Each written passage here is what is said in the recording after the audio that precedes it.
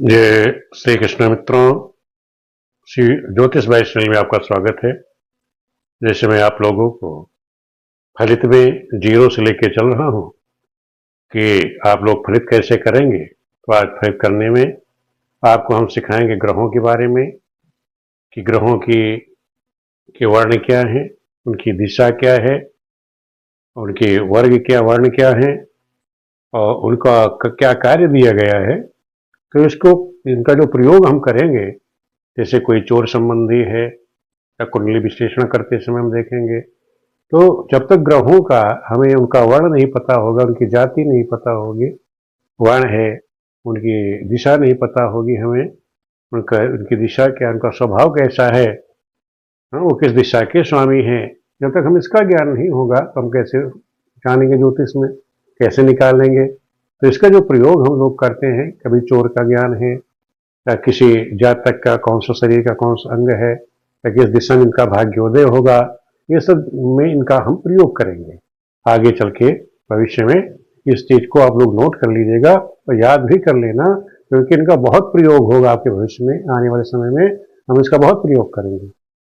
चाहे चोर संबंधी हो, प्रसव संबंधी हो, कोई आदमी गया बाहर गया है, कोई सामान खो गया है, या जिस आदमी का भाग्योदय किस दिशा में होगा, किस वर्ण के आदमी से इनका तालमेल अच्छा रहेगा, तो ये सब जानने के लिए इन सब का प्रयोग होता है। तो आज आप लोग ध्यान रखो, आज हम आपको बताएंगे ज्योतिष, भले ज्योतिष में 5वां भाग है, उसमें हम ग्रहों के बारे में आज हम ये बताएंगे कि जो ग्रह हैं, जो हमारी 9 ग्रह हैं, 9 ग्रह मैंने आपको बताई थी, सूर्य चंद्र मंगल बुध गुरु शुक्र शनि राहु केतु, ये छाया ग्रह हैं।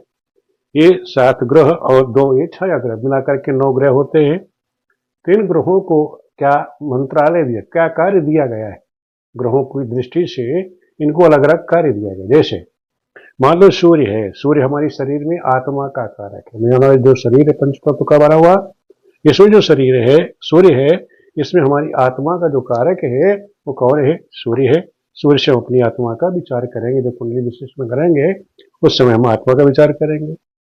चंद्रमा मन का स्वामी, हमारे जो मन का जो स्वामी है कौन है, वो चंद्रमा है। चंद्रमा से हम मन की स्थिति के बारे में विचार करेंगे, इसका मन की स्थिति क्या चल रही है। इसी प्रकार मंगल जो है पराक्रम का है, शौर्य का है, उसके शरीर में पराक्रम कैसा है, उसकी शक्ति कैसी, उसकी ऊर्जा कैसी है, इसके बारे में हम मंगल से उसका विचार करेंगे। बुध जो है वाणी का है, वाणी का, उसकी जुबान कैसी है, उसकी वाणी कैसी है, इसका हम विचार करने के लिए वो बुध से हम उसके बारे में विचार करेंगे। बुध हमारे शरीर में वाणी का कारक है। इसी प्रकार बृहस्पति जो है, बृहस्पति हमारी बुद्धि में, गुरु जो हमारे ज्ञान का कारक है।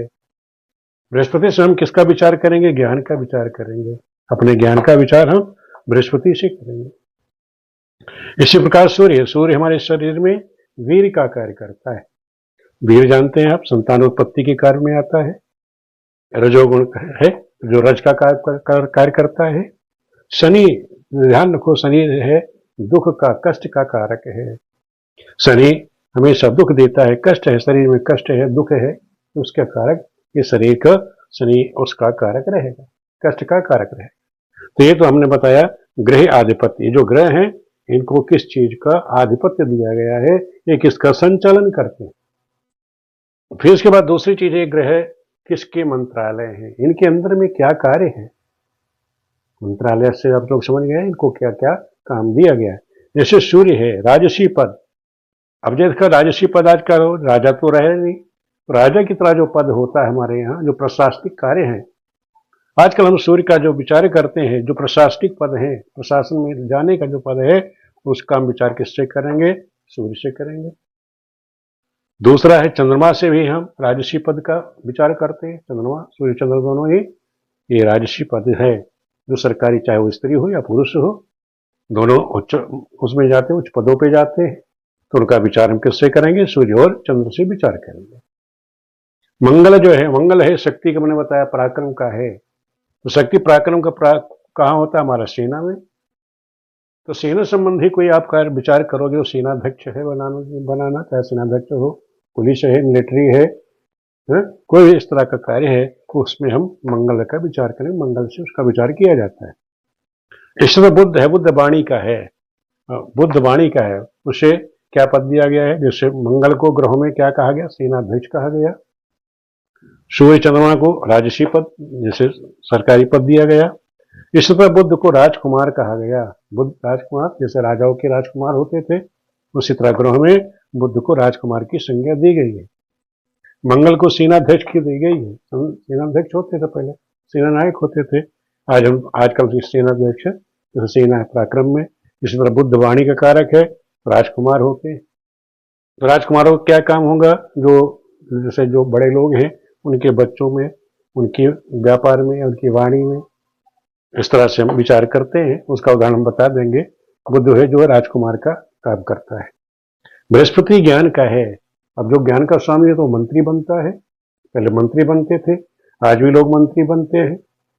या मंत्री आजकल क्या होते हैं? आजकल आप लोगों ने देखा होगा, जो नेताओं को भी देते हैं तो उनको क्या क्या मैं बता दूंगा कि जैसे मंत्रियों को भी जो ज्ञान देते हैं, तो इस तरह के लोग जो लोगों को सलाह देने वाले हैं वो मंत्री का काम करते हैं। शुक्र भी मंत्री का कार्य करता है।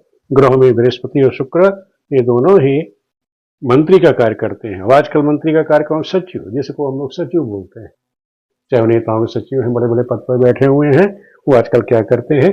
बड़े बड़े लोगों को, जो सचिव लोग हैं, मंत्रणा देते हैं। तो मंत्री का कार्य बृहस्पति और शुक्र के द्वारा आजकल किया जाता है। पहले मंत्री का कार्य बृहस्पति करते थे, शुक्र। इनको जो हमारे ग्रहों में बृहस्पति और शुक्र को इसी तरह उनको संज्ञा दी गई है मंत्री की।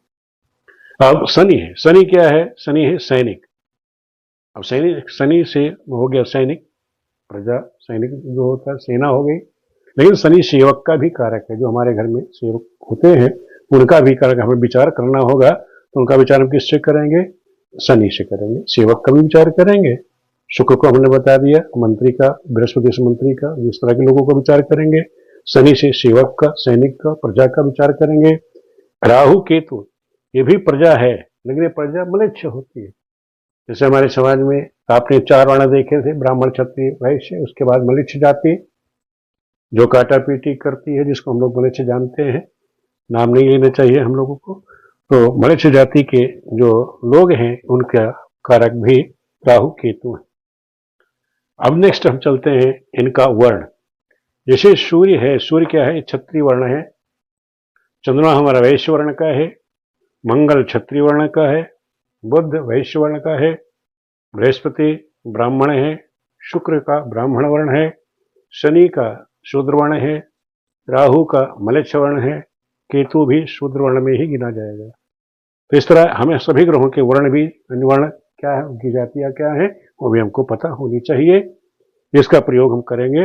जब कुंडली मानो कोई आदमी पूछने लग गया, भाई किस जाति के आदमी ने हमारा सामान चुराया, किस जाति के लोगों से उनको फायदा, किससे नुकसान होगा, इसका जब हम विचार करेंगे तो हमें इसका प्रयोग करना पड़ेगा। अब दिशा, सूर्य जो है पूर्व दिशा का स्वामी है। इसी तरह चंद्रमा जो है वायव्य कोण का स्वामी है। वायव्य कोण कौन सा कहलाता है? उत्तर पश्चिम दिशा का जो कोना है उसका स्वामी चंद्रमा है। मंगल जो है दक्षिण दिशा का स्वामी है। बुध आपका उत्तर दिशा का स्वामी है। बृहस्पति ईशान कोण का स्वामी है। ईशान कोण आपका वो हो गया आपका उत्तर पूर्व का कोना। शुक्र आपका जो है अग्नि कोण का यानी दक्षिण और पूर्व का स्वामी है। शनि आपका पश्चिम दिशा का स्वामी है। इसी तरह राहु और केतु ये दोनों ही नैऋत्य कोण के स्वामी है, दक्षिण पश्चिम दिशा के स्वामी ये है। इस तरह हमें ग्रहों की दिशा भी पता होनी चाहिए। इनका प्रयोग हम कब करेंगे?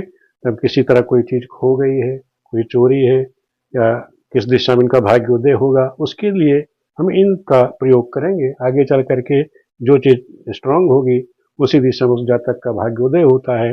या कोई चीज खो गई है, किस लगन में खो गई है, वो उसका स्वामी कहाँ बैठा है, उस दिशा में चोर का पता किया जाता है। इसका कैसे प्रयोग करोगे इसके बारे में आपको बाद में बताएंगे। लेकिन ये सब चीजें नोट कर लेना, आप लोग याद करने, कंठस्थ कर लेना, क्योंकि इन सब का आगे प्रयोग होगा। अब लिंग, इन ग्रहों का लिंग क्या है? जैसे सूर्य है, सूर्य क्या है? पुरुष लिंग है। चंद्रमा इसमें स्त्रीलिंग है। मंगल पुरुष लिंग हो गया। बुध नपुंसक है। बृहस्पति पुरुष है। शुक्र भी स्त्रीलिंग है। शनि नपुंसक है, राहु केतु ये स्त्रीलिंग में है। तो इस तरह हमें ग्रहों के लिंग भी याद रहने चाहिए। अब पुरुष लिंग में कौन कौन से ग्रह आपके आ गए, अब आपको याद रहना चाहिए, इस तरह से भी नोट कर सकते हो। पुरुष में आपके सूर्य, मंगल, सूर्य मंगल आपका पुरुष में आ गया। पुरुष वर्ण में देखो, पुरुष पुरुष, और बृहस्पति में एक बृहस्पति, ये आपके पुरुष वर्ण में आ गए। स्त्रीलिंग में आपके, स्त्रीलिंग में आपका चंद्रमा, शुक्र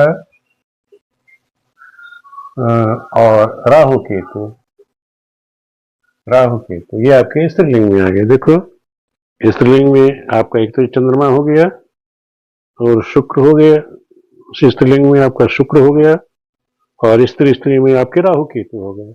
नपुंसक लिंग एक होता है तीसरा, नपुंसक, नपुंसक लिंग में आपका शनि और बुध, ये दो ग्रह हैं जो नपुंसक ग्रह कहे गए। तो इन सब का विचार आगे चल के कुंडली में कैसे करोगे, ये चीज आप लोगों को कंठस्थ रहना चाहिए। मैंने तो आपको ग्रहों के बारे में बता दिया कि ग्रह ये जो है, इसमें क्या आधिपत्य इनको दिया गया है, इनका वर्ण क्या है, इनकी दिशा क्या है, इनका लिंग क्या है, ये आपको हमेशा याद रहना चाहिए। ये इसको आप लोग कंठस्थ कर लीजिएगा।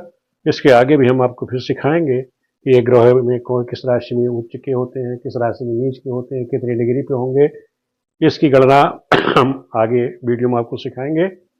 क्योंकि इन सभी का जब तक आपको बेस नहीं तैयार होगा तो आप फलित कैसे करेंगे। इसलिए आपका जो बेस है वो पहले मजबूत होना चाहिए। आपको याद रहना चाहिए कि ज्योतिष का जो बेस है, आधार है, तो ये आधार है, आपको हम तैयार कर रहे हैं।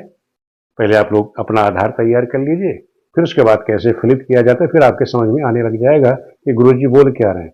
जब आपको बेस ही नहीं पता होगा तो आप फलित कैसे करेंगे।